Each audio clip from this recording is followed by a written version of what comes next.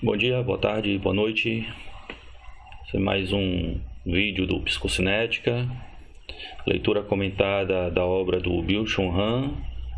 Por favor, fechar os olhos. O livro recente dele, não é tão antigo assim. No vídeo anterior a gente leu a primeira parte, que trata sobre a questão do uso que o Hegel faz da lógica, né? Byung-Chul Han pega essa noção hegeliana para explicar a questão do tempo, né, dentro de uma perspectiva da modernidade, né, de uma crítica à modernidade relacionada ao tempo, ao momento que a gente vive do capitalismo, né, do capitalismo neoliberal, da correria, do estresse, do síndrome de burnout, do cansaço, do esgotamento mental. O Byung-Chul Han, ele foi muito influenciado, ele é influenciado muito, né, por essas obras do Hegel, do Freud, né, e Heidegger. São autores que o Byung-Chul Han tem aí uma forte influência, né? E não por que não também do Nietzsche, né? Mas é um Nietzsche a partir do Heidegger, se eu não estou enganado. Um Nietzsche mais heideggeriano, mais uma crítica, né? Mais existencial nesse processo de compreensão do mundo, né? Claro que existe discordância nesse ponto, mas eu entendo completamente, mas eu acho que é mais ou menos nesse sentido que o Byung-Chul Han segue, né? Então ele se utiliza das análises desses autores para fazer uma crítica à modernidade e mostrando como a modernidade atual ela se caracteriza por um estado de permanência, de permanente atenção, de permanente vigilância, né? Mas essa vigilância ela não é mais externa, como aquela vigilância estabelecida por Michel Foucault, mas agora é uma vigilância do sujeito com ele mesmo, né? Tem até uma obra que ele fez chamada de Psicopolítica, né? Talvez seja o próximo livro que eu vou comentar. Então fica aqui essa breve introdução, né, da aula passada. Aqui ele vai se aprofundar na questão do tempo, né? E é a partir dessa parte que a gente vai fazer alguns links bem interessantes, né, da obra dele. É uma obra fininha, não, mais que um pouco um ensaio, né? Um pouco mais do que um ensaio, bem interessante. Agora, antes de partirmos para a leitura, eu peço aquele favor, vocês comentem, né? Dá esse joinha aí, bacana, para a gente ter esse estímulo a mais. Comenta. Quem quiser contribuir, né? Tem o Pix, que é o psicocinética@gmail.com, tá? E quem puder, quem achar que vale a pena, se é legal, qualquer quantia vale. Então estamos aí nesse sentido aí de ler um pouquinho mais os textos, né? Ter essa aproximação, esse prazer do texto filosófico, que acho que é isso que é importante. Então, a gente vai começar, né? Segundo capítulo, o tempo.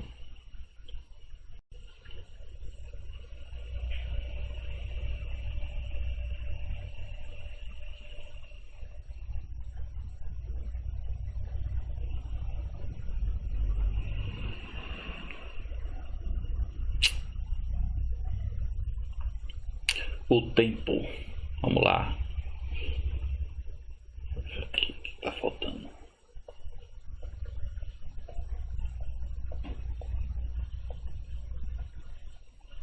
O percurso narrativo é estreito. Por essa razão, ele é muito seletivo e não produz nenhuma massa de informação.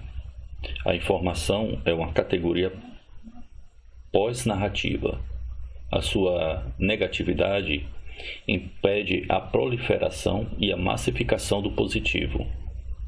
Em oposição à memória, Gedächtnis, que aponta para uma estrutura narrativa, a memória virtual, Speicher, é sim história, ou seja, sem conclusão. Ela é meramente aditiva.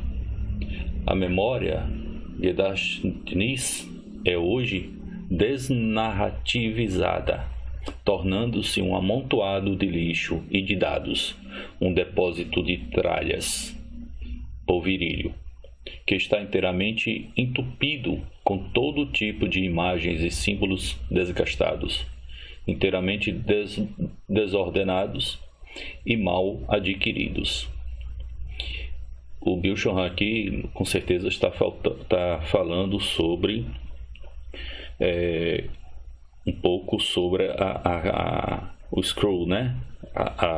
O hábito de ficar rolando as imagens sem parar no celular. Então você não para, você não absorve, é sempre uma imagem a mais, né? Dessa forma ela perde um pouco do seu significante, vamos assim dizer, né? Nesse processo de assimilação de emoções, de sentimentos, né? De algum patos. Então você rola as imagens, essas imagens elas são aditivas justamente porque elas não pesam, elas não têm esse peso emocional, não tem peso sentimental. Não é como uma foto que você pega da sua família, do seu filho, e você está ali, você passa minutos olhando a foto do seu filho, ou a foto do seu casamento, do seu pet, você relembra aquele tempo, sabe? Você é reconduzido para um momento significativo da sua existência, onde aquilo te traz um certo sentido para a sua existência, não como apenas mais um, né? Nesse sentido aí da rede social, você tem apenas mais um. É por isso que ele separa essa característica, né? Uma estrutura narrativa para uma estrutura aditiva, no sentido de que a estrutura narrativa é esse momento de fechamento, de conclusão, que ao mesmo tempo é carregado de patos, né? É carregado de afetos, é carregado de significantes, e é isso que faz um peso sobre sua existência, né?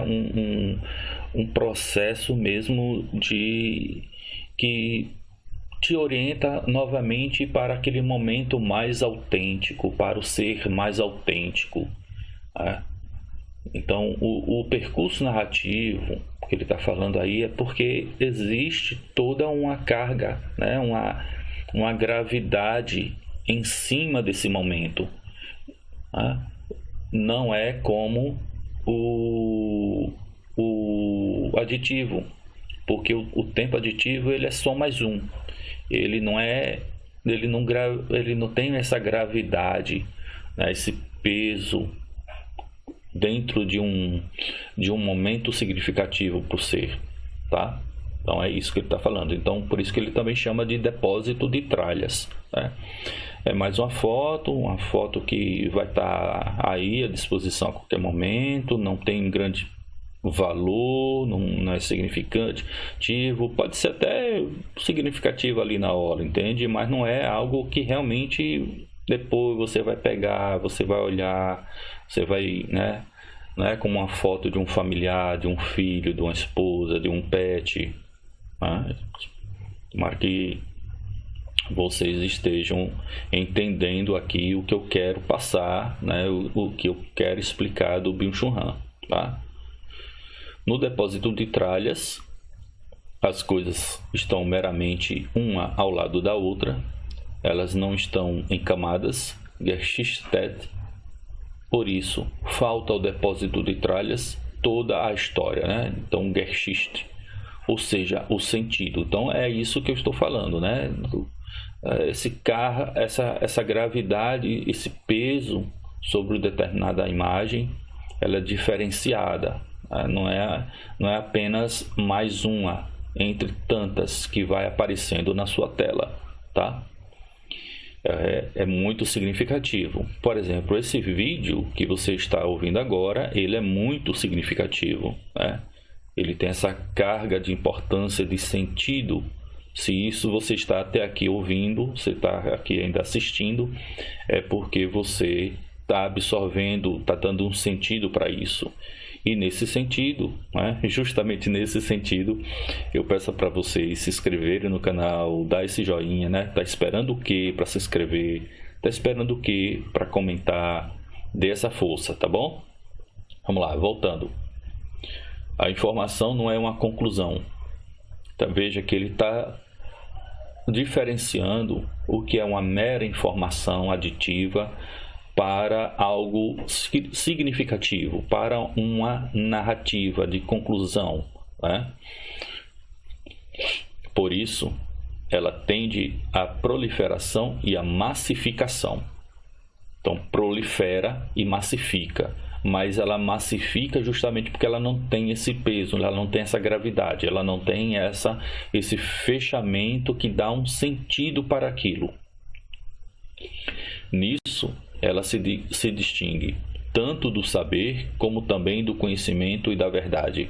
É intrínseca à verdade a negatividade da exclusividade que faz dela a contrafigura da informação. Então a necessidade dessa negatividade, né? Essa negatividade da exclusividade, algo que te marca, é exclusivo. Ela não é apenas mais um, né? Tem um fator aí que é extremamente importante, né? Que hoje a gente tem muitas coisas, mas são poucas as coisas que realmente são significantes para a nossa existência, tá? A gente está também numa existência, numa vida, né? Num tipo de contexto moderno em que a gente junta muita coisa, né? Junta muitas tralhas, muitos objetos, mas continua o vazio, né? O vazio dentro de nós mesmos, é isso, essa falta de exclusividade das coisas, né? E ele continua: a aceleração tem a sua causa na incapacidade, certo? Essa aceleração tem a sua causa na incapacidade universal de concluir, schließen, e encerrar, abschließen. São dois conceitos que têm essa ideia de fechamento, de conclusão, tá? Isso aí a gente já falou no vídeo anterior, né? Falei isso na introdução, né? Então, essa coisa de fechamento, de conclusão, de dar um sentido, certo? De dar abarca todo um sentido único e exclusivo para o sujeito. O tempo continua se lançando para frente. pois ele não chega em lugar nenhum à conclusão, Schluss, e ao encerramento, Abschluss. A aceleração é, portanto, a expressão de uma ruptura temporal de barragens. É uma barragem, algo que está preso, está prendendo. É algo que segura, que fecha. Não existem mais barragens que regulem, que articulem ou que deem ritmo ao fluxo do tempo. Então, aí é que é interessante do Byung-Chul Han, porque o fluxo do tempo, para ter esse fluxo de tempo, é necessário ter um fechamento. É necessário ter um fim para as coisas. Toda a nossa existência ela possui momentos que têm início, começo e fim. Nos trabalhos, nas nossas atividades do dia a dia, certo? Tem que ter um fim para dar um sentido. As coisas não podem ser ininterruptas. Então, esse processo de aceleração é um processo que está intrínseco dentro desse processo de não fechamento, tá? As coisas sempre estão no mesmo processo de encaminhamento, né? de um andamento que não conclui, um andamento que não se fecha, é um andamento que não possui um sentido final, uma conclusão que dê esse peso, essa gravidade, né, dentro da existência, né, da condição humana, tá?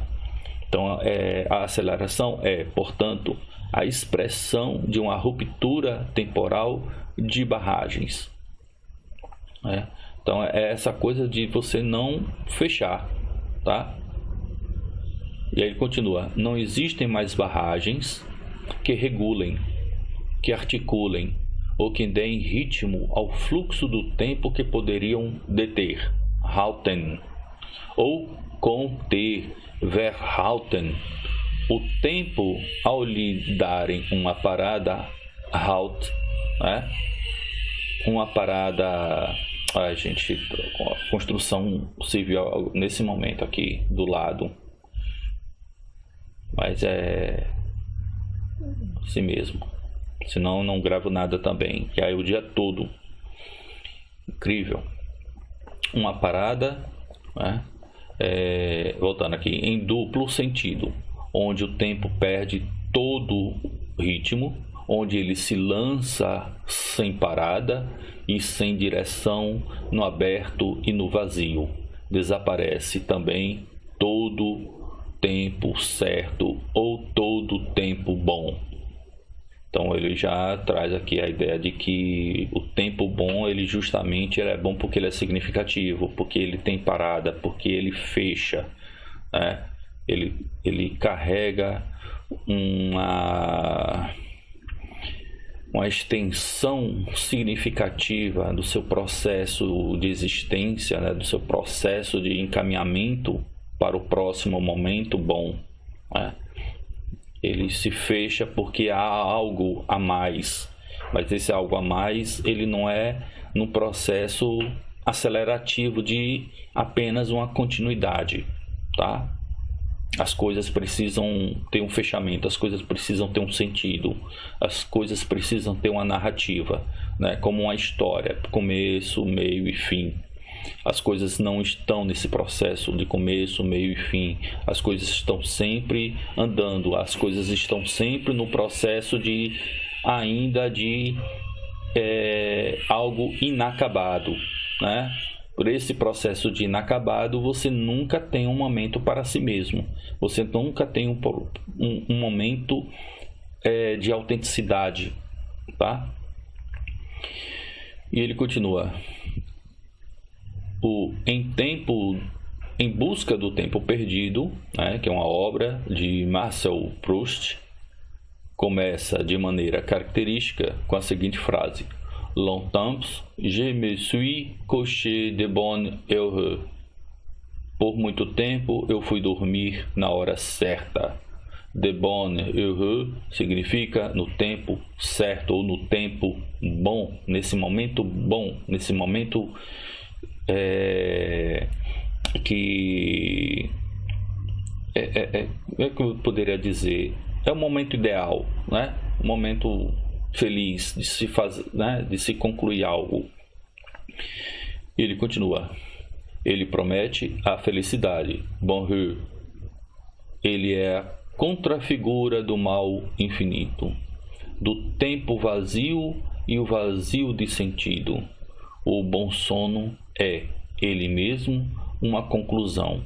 O sujeito do desempenho exaurido, em contrapartida, adormece como uma perna adormece. Isso não é uma forma de conclusão, né? Não é uma forma de conclusão porque ele sempre tá nessa aceleração. A insônia provém da incapacidade de justamente. Quem tem insônia, né, sempre tem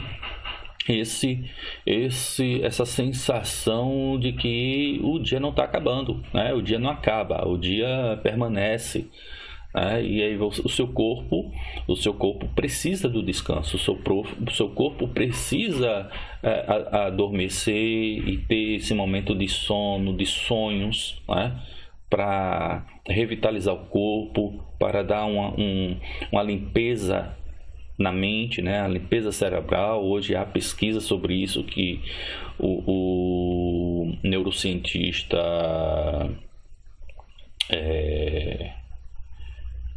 esqueci agora o nome dele. Tem um neurocientista brasileiro, ele tem até um sobrenome indiano, eu vou lembrar.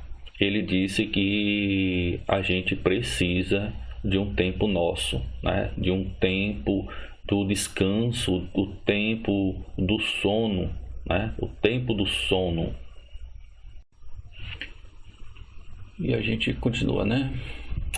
Lembrei o nome do neurocientista, é Siddhartha Ribeiro. Ele tem muitos livros falando sobre isso, tem vídeo dele. Então é isso. Vamos lá. O bom sono é ele mesmo a conclusão. O sujeito do desempenho exaurido, em contrapartida, adormece como uma perna adormece. Isso não é uma forma de conclusão. A insônia provém da incapacidade de concluir. Hoje fecham-se os olhos. Quando se os fecham de algum modo, por cansaço ou exaustão. Seria mais apropriada a formulação: os olhos simplesmente se fecham, o que não é uma conclusão. Exatamente. Então, você hoje fecha os olhos, mas você não tem uma conclusão, você não fecha para o descanso. Você não fecha para esse momento mais importante. Fecha porque você já está exaurido, você já está num estado de esgotamento, não só físico, mas um esgotamento mental, o que é muito mais grave, é muito mais grave. Toda essa luta da mudança da escala 6x1 não é simples, não é apenas uma,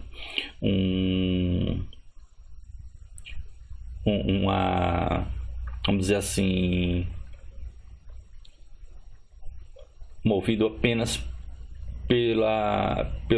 pela ideologia, certo? Eu quero que entendam isso. Não é uma simples ideologia, não é isso que está sendo pautado. O que está sendo pautado é a necessidade do indivíduo ter esse momento de fechamento, desse momento de narrativa, desse momento de conclusão de momentos, né? Para que o quê? Para que ele possa realmente fechar os olhos, certo? E entrar nesse estado mais autêntico, tá? Não é apenas mais um direito, é mais um direito, mas não é só isso, tá? É mais significativo, tá? A escala 6x1, ela não dá esse momento de conclusão do sujeito, e por isso que ele está sempre movido por essa antecipação, né? Dessa forma, dessa estrutura aditiva da modernidade. E por ele estar sempre nessa excitação, né, constante, é o que vai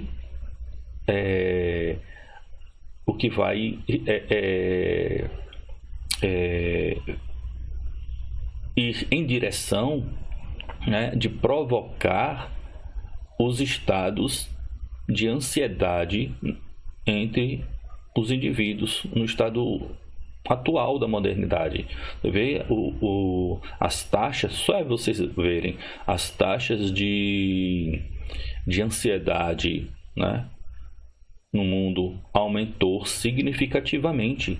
E os estados de ansiedade é um passo para os estados de depressão, tá? O estado de depressão é um agravamento, e a depressão ela também se caracteriza por essa perda, né, desse objeto. Por quê? Porque esse objeto não se encontra mais. Como ele não tem mais o peso, né, a gravidade incluída dentro da narrativa da sua existência, essa perda do objeto, então ele se lança para um outro além, onde o sujeito não encontra mais. Ele não encontra mais, tá? Ele não, justamente porque perdeu esse fechamento do ritmo, né? O estado de ansiedade ele está intrinsecamente ligado com a aceleração, tá? A aceleração, e essa aceleração que leva para o estado de constante de uma falta de um bom tempo, né? De uma falta de um fechamento narrativo, né? O que provoca sempre mais mais um estado de atenção, de constante atenção. É como se o ser humano estivesse ainda no período das cavernas, né? Então você está ali, tem animais, tem predadores que a todo momento quer te atacar, então você está sempre no estado de atenção, né? Só que nós não temos mais essa civilização pré-histórica. A gente está em outro tempo, com outras preocupações muito mais complexas do que no passado, que se baseava basicamente na procriação, né, na alimentação, na sobrevivência, né? Hoje nós temos dezenas de outras atividades, né, que extrapolam as simples necessidades do corpo, né, a simples necessidade do dia a dia, e a gente se preocupa com muito mais coisas, tem muito mais elementos. Nós vivemos uma estrutura extremamente complexa, né? Política, econômica, tudo isso. Então a gente vive nesse estado de ansiedade constante. E é isso que provoca depois os estados de burnout, depressão, e tudo mais. Então a falta desse tempo, ela marca, né? A falta desse tempo marca um momento de constante estresse, de constante ansiedade, de constante estado de perda de significante, né? Perda de gravidade, tá bom?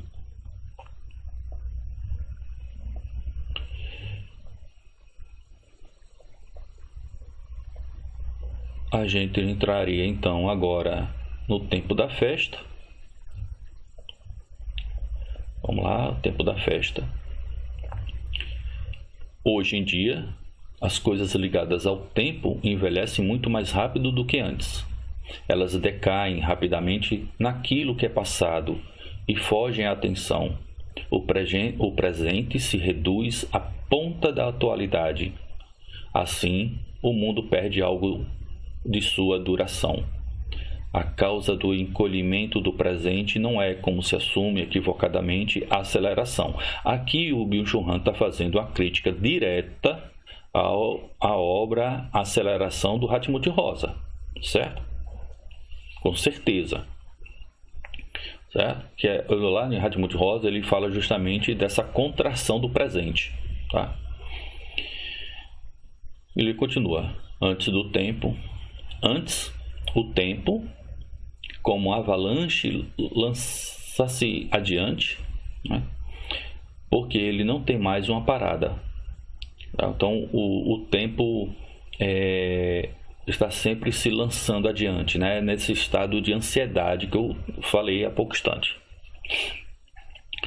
Ele não tem mais uma parada, ele não tem um ponto gravitacional, certo? Ele não tem um ponto de peso de significante.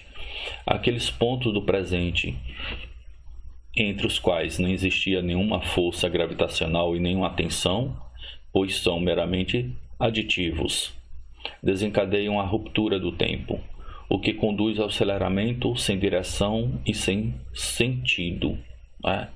Então, são momentos insignificantes, né? Não é significativo. Quem é depressivo não é capaz de uma conclusão. Sem conclusão, porém, tudo se dissipa. Não se forma nenhum autorretrato estável, o que seria igualmente uma forma de conclusão. Não por acaso, a indecisividade, a incapacidade para a escolha, Entschluss. Novamente aqui esse termo aqui interessante, porque a colha, o Entschluss, tem essa ideia de fechar, de acabar, né? Então, escolha, você escolhe algo, você fecha com algo, né? Você se conclui dentro desse momento de aceitação de algo e que fecha, de um modo geral, um significante. É assim, né? Então, existe, por exemplo, o que? A incapacidade desse momento de escolha, né? De fechamento, que é sintoma da depressão, né? A depressão é característica de um tempo no qual se perdeu a capacidade de concluir, schließen, e encerrar, abschließen. Também o pensamento pressupõe a capacidade de concluir, de se deter, de se demorar. Nisso ele se distingue do cálculo. Assim, em oposição ao cálculo, o pensamento não se deixa acelerar tanto quanto se queira. Pertence aos sintomas da síndrome de fadiga por informação, o IFS, ou seja, o cansaço de informação, a incapacidade de pensar analiticamente. Porque aqui está dando uma ideia o pensamento pressupõe a capacidade de concluir, né? Tem um fenômeno que se chama pensamento acelerativo, né? Pensamento acelerado são esses sujeitos que não conseguem parar de pensar, está sempre pensando em alguma coisa, né? Não há uma pausa, não há um descanso mental, né? Geralmente é muito próprio de pessoas ansiosas, de pessoas que sofrem de ansiedade muito grande, de depressão. Elas não param de pensar, não há um descanso, gente. Não é absurdo, né? Como essas pessoas ainda sobrevivem, porque o cérebro ele não para, ele não está parando em momento nenhum, e é sempre saudável esse momento de pausa, né? De aquietamento, tá? Então, quem sofre isso, toma ansiolítico e tudo mais, é complicado. E aqui ele liga esse ponto, né, dessa aceleração mental justo com o cansaço da informação, tá? Essa incapacidade de pensar analiticamente é justamente porque ele não separa as coisas, ele não analisa aquilo ponto a ponto para fechar, né? Não há uma conclusão dentro daquela perspectiva lógica lá de Hegel que o próprio Byung-Chul Han menciona, né? Esse momento de conclusão, esse momento de fechamento, ele precisa ser dado a partir desse pensamento analítico, onde você separa, pensa e fecha. Você dá uma conclusão para aquilo. Quem sofre de ansiedade nunca consegue concluir Nada, porque sempre está pensando e repensando. Está sempre nesse processo de repetição que a psicanálise trabalha muito, né? Esse processo do repetir, né? A repetição faz parte desse estado de coisas. Então, a massa de informação que se acelera sufoca, né? Então, o pensamento carece de um silêncio. É preciso poder fechar os olhos, né? Então, esse momento de fechamento dos olhos, ele não é apenas um fechar simples, assim, de você pegar as pálpebras e encostar. Não é isso, é mais significativo. O fechar os olhos é esse momento autêntico do sujeito, dele estar mais consigo mesmo, esse momento de descanso, de pausa, de fechamento, de conclusão, tá? Esse é o ponto. E ele continua: o sujeito do desempenho é incapaz de chegar a uma conclusão. Ele se despedaça sob a coação de sempre ter de produzir mais desempenho. Estamos num estado de constante exigência, né? Nós vivemos numa sociedade do desempenho, como Byung-Chul Han diz, tá? Inclusive, aproveitando aqui o ensejo para vocês lembrarem que no dia 14 desse mês, 14 de março, 2026, nós teremos a presença no canal do historiador e economista Fernando Coelho, onde vai falar sobre o Byung-Chul Han, um pouco sobre essa questão do ócio e o ócio enquanto resistência, né? O ócio enquanto enquanto instrumento de resistência contra a sociedade do desempenho, a sociedade do cansaço, tá? Então já convido todos a vocês a assistirem, e lembrando aqui, não esqueçam de dar joinha, né? Porque você ainda não deu joinha, porque você ainda não se inscreveu no canal, então se inscreva, dê o joinha, certo? Isso é muito importante para o nosso canal, tá? Continuando.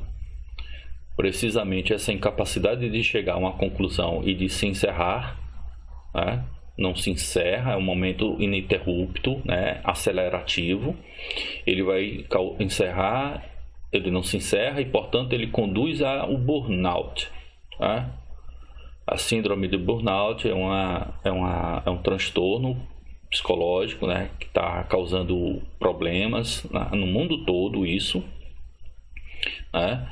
E inclusive esse movimento da mudança da escala para 5x2 é justamente para aliviar a carga dessas pessoas que já sofrem dessa doença, né, desse transtorno, né? E isso é muito importante, principalmente para as pessoas que estão já numa condição de trabalho que já não é muito boa, né? As condições de trabalho no Brasil ainda são muito insalubres, né? Então é importante isso, né? E o canal apoia essa iniciativa, tá? Da mudança, do fim da escala 6x1, tá bom? E ele continua aqui: e em um mundo no qual a conclusão e o encerramento dão lugar a um avanço sem fim e sem direção, não é possível morrer, pois também o morrer pressupõe a capacidade de encerrar a vida. Quem não consegue morrer no tempo certo tem de se acabar, né? Verenden, né? Em uma hora inoportuna, Unzeit. O tempo da festa não é o tempo do relaxamento ou da recuperação. A festa, ela mesma, uma forma de conclusão. Olha como é interessantíssimo o ponto onde Byung-Chul Han quer chegar, né? Esse percurso que vai lá da lógica de Hegel, né? Passando por questões da aceleração de Rosa, Chega agora um momento interessante, que é o tempo da festa. E ele coloca que o tempo da festa também é um tempo de conclusão. Ele está muito bem aí, se eu não estou enganado, né? Mas parece que ele está fazendo aí uma separação entre modernidade e passado, né? Entre modernidade e até o século XIV, século XV, mais ou menos, né? As pessoas tinham um outro estado de ser, uma outra estrutura social, né? Mais ligada ao tempo da natureza, né? Que hoje nós não precisamos da natureza para nos orientar com o tempo, né? A gente trabalha, estuda, pode ser de manhã, pode ser de noite, não importa, porque a gente tem a eletricidade, né, que mudou bastante o estado de existir da modernidade, né, o estado de trabalho, de condições de trabalho e de vivência, né, das pessoas. Então nós não estamos mais submetidos aos limites do tempo da natureza, tá? A gente tem com a eletricidade a gente estabeleceu aí uma ruptura entre o passado e a modernidade. E ele continua aqui. Ela deixa que um tempo inteiramente e outro comece. A festa tem sua origem como a celebração. E aqui essa ideia de que o momento de celebração é um momento narrativo, e o momento narrativo ele é sempre um acabamento, ele é sempre um fechamento de um ciclo, né? Como as estações do ano, em que as pessoas comemoravam a vinda do verão, por exemplo, ou então comemoravam uma estação de ano diferente, a primavera, né? Então havia sempre o fechamento de ciclos, fechamento de narrativas, de períodos. Em um contexto religioso, a palavra latina feriae tem uma origem sacral, né, de sagrado, e significa o tempo destinado às ações religiosas.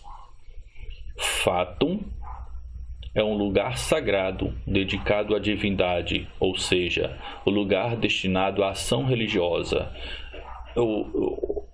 É interessante porque aqui nesse estado do sagrado, do religioso, é justamente um momento de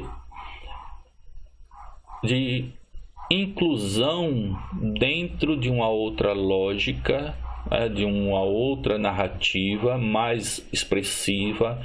Ela possui essa gravidade, esse peso, né, nesse estado de afeto mais profundo, né, mais silencioso, de reverência do sagrado, né, daquilo que leva para uma espécie de autenticidade do sujeito, tá? Esse é um ponto importante. Então a festa, como as festas antigas, né, no período medieval, tinha muito desse significado, né, desse significado ritualístico, né, do sagrado, mas também ali dentro de um processo também da festa, da comemoração, do encerramento de uma colheita, né, ou então do nascimento da primavera. E vai depender também das culturas, né, das festas dos povos, das tribos,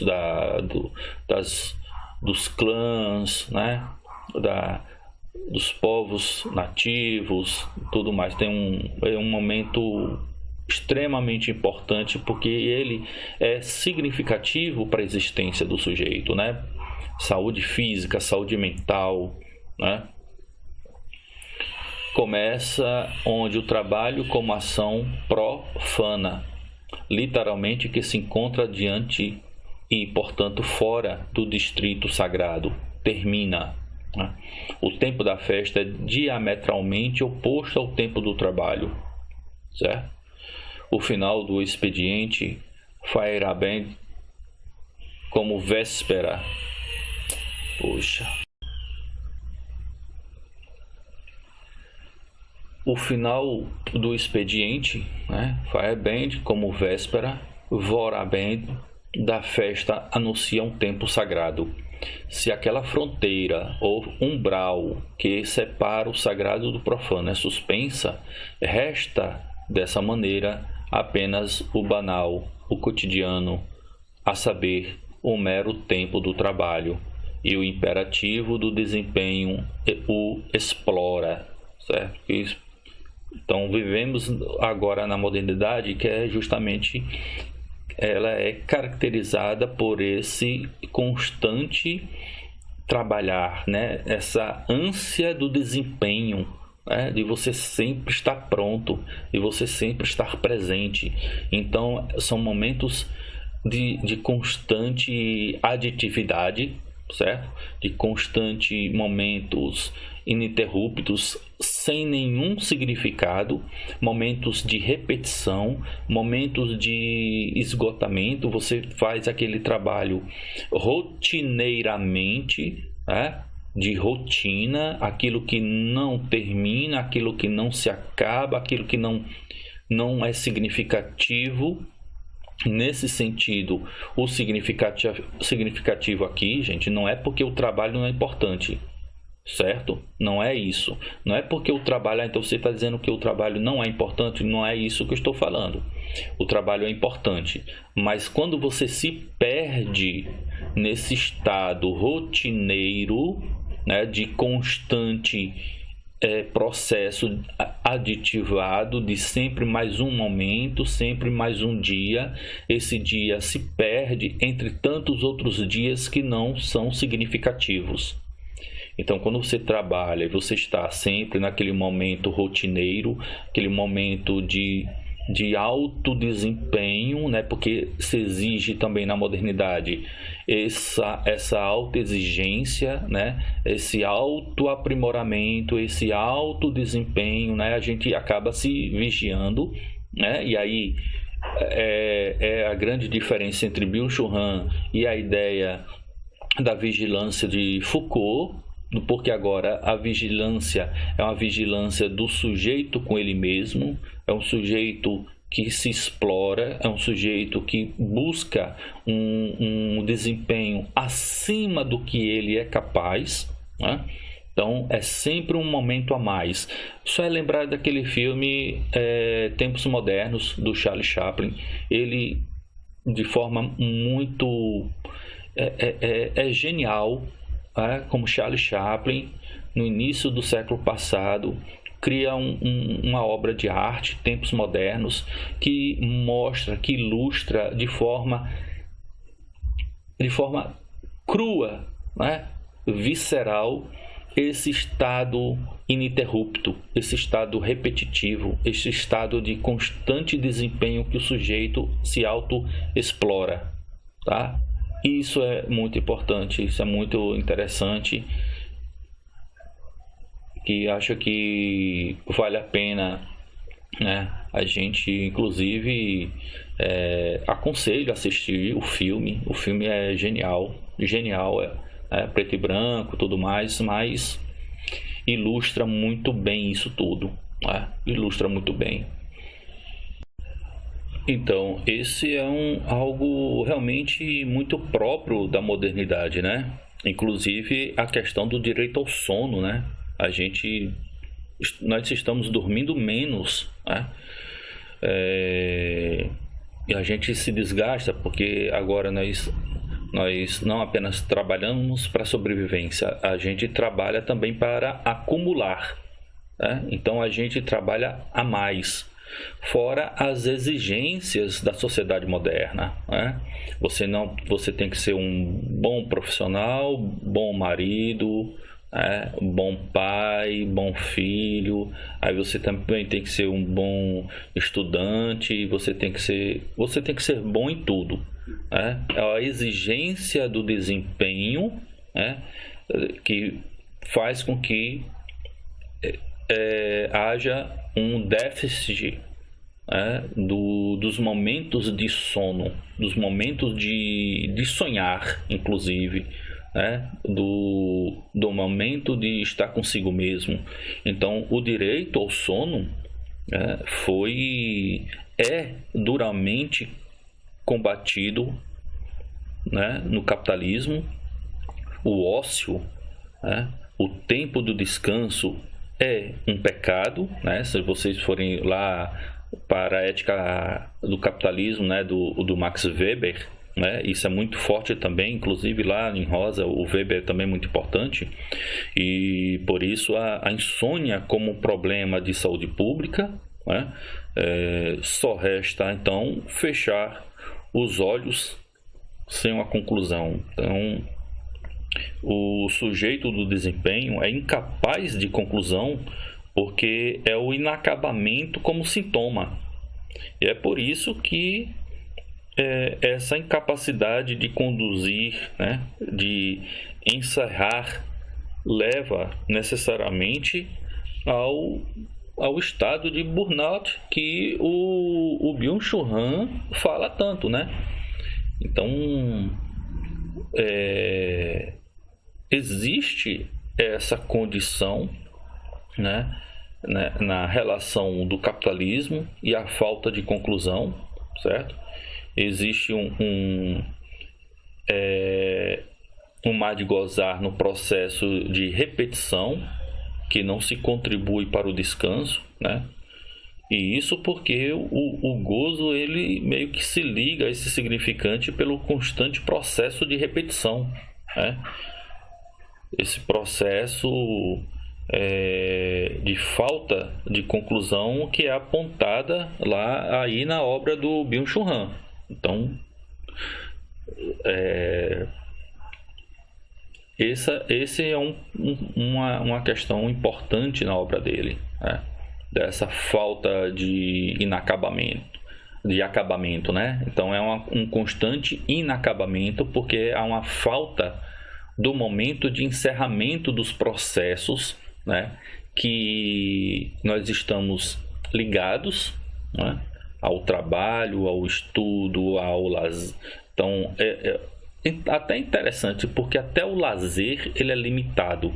Esses poucos momentos de lazeres que o sujeito moderno tem acesso, ele é limitado. Ele é limitado justamente porque as suas condições materiais também são limitadas para a grande maioria. Então, se você quiser viajar, você tem que ter não só o tempo, mas você tem que ter as condições propícias para poder viajar. Às vezes você está de férias, mas sua esposa não está. Aí às vezes você e sua esposa estão de férias, mas seu filho está estudando, né? Além disso, você tem a possibilidade de não ir porque te falta condições materiais, condições econômicas. Então você quer conhecer um outro país, não pode, porque você é um assalariado. O capitalismo se sustenta nessa base de uma grande quantidade de mão de obra barata e assalariada que dá só condições de sobrevivência.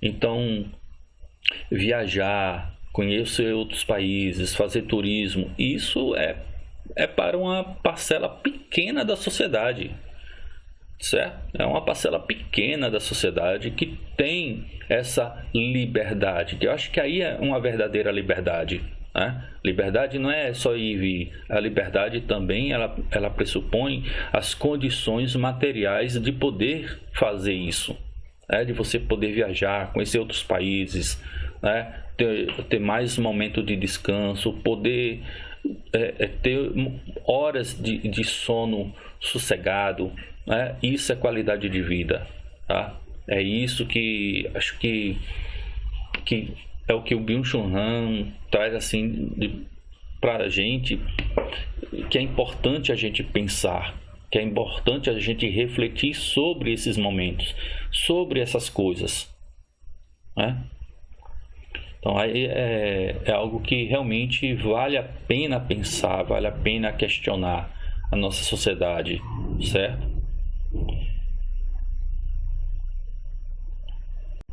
Então é isso que é importante, né? É importante que o Byung-Chul Han está trazendo de discussão, tá?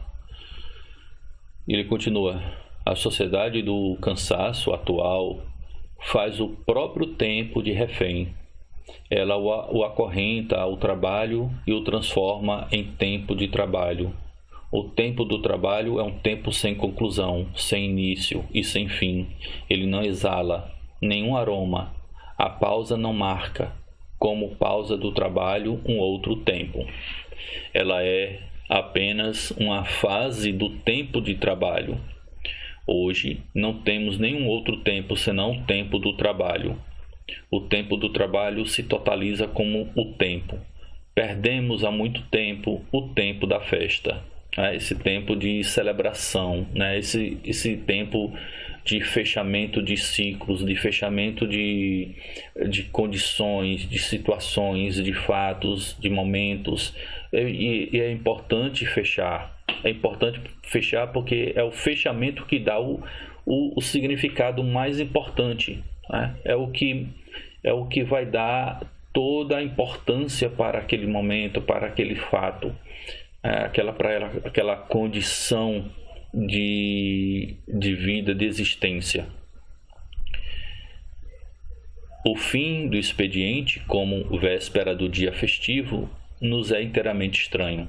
Trazemos o tempo do trabalho não apenas nas festas, mas também no sono. Por isso dormimos tão inquietamente hoje. Também o relaxamento é apenas uma modificação do trabalho, na medida em que serve para a regeneração da força de trabalho. A recuperação não é o outro do trabalho, mas o seu produto. Aqui, como é interessantíssima aqui essa questão, que a gente não descansa mais por um momento de significância, mas a gente descansa justamente para continuar trabalhando. Então a recuperação não é o outro do trabalho, mas o seu produto. Isso é genial, velho. Isso aí que é muito importante para a gente entender a situação da modernidade hoje. Ele continua: ela é igualmente uma consequência do tempo de trabalho acelerado. Ela apenas desacelera o tempo de trabalho em vez de transformá-lo em um outro tempo. Em oposição à opinião generalizadamente disseminada, a desaceleração não elimina a crise temporal. Aqui, novamente, ele faz a crítica ao Rosa, né? Sim, a doença temporal atual. A desaceleração não surte nenhuma cura. Antes, ela é apenas um sintoma. Não se pode curar a doença com um sintoma. Hoje é necessária uma revolução temporal que gere um outro tempo, o tempo do outro. Mas de certo modo aqui o tempo do outro entra em consonância, né? Entra em relação interessante com a ressonância do Rosa, né? Embora ele ache que não se pode curar esse processo apenas com a desaceleração, porque aí é o mesmo que ele está dizendo, olha, desaceleração é apenas algo que está apenas em oposição ao sintoma. Ele não deixa de ser também um sintoma, né? E como você vai lutar, combater a aceleração apenas com o sintoma, né? Só com a desaceleração. É isso que ele está dizendo. Então é um outro processo, é um outro tempo, que é o tempo do outro, que vai poder possibilitar a cura, né, dessa patologia, dessa psicopatologia moderna. Então hoje é necessária uma revolução temporal que gere um outro tempo, o tempo do outro, que não é o tempo do trabalho. Uma revolução temporal que traga de volta para o tempo o seu aroma, justamente ter aquele momento de celebração, né? Momento do sagrado aí que o Byung-Chul Han explora muito mais, esse viés mais de uma certa espiritualidade que o crítico social, o Rosa, não tem. Embora eu ache que o processo de ressonância do Rosa tem uma carga também de sacralidade também muito grande, né? Momento de autenticidade do sujeito, né? Mas a gente conclui no próximo vídeo. Esqueçam de fazer aquele processo, se inscrever e tal. Até.